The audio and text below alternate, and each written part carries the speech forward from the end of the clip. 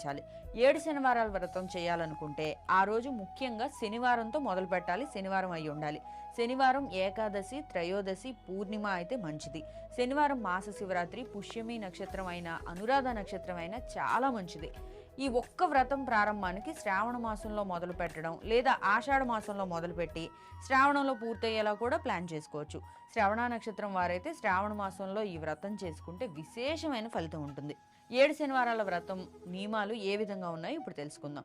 ఏ వయసు స్త్రీ పురుషులైనా ఈ వ్రతం ఆచరించవచ్చు. శనివారం తెల్లవారుజామున నిద్రలేచి తలస్నానం చేసి 7 శనివారాలు కూడా తులసిమాల ధరించి పగలు ఉపవాసం ఉండి నిద్రపోకుండా ఉండాలి. నుదుటిన తప్పకుండా తిరునామం ధరించాలి. శనివారం ఉదయం 6 గంటల నుంచి 7 గంటల లోపు పూజను పూర్తి చేయాలి. అలానే సాయంత్రం 6 గంటల నుంచి 7 గంటల లోపు పూజను పూర్తి చేసేయాలి. ప్రతి వారం ఒక అతిథిని పిలిచి ఆ గోవిందుడిగా భావించి అరిటాకులో గాని విస్తరాకులో గాని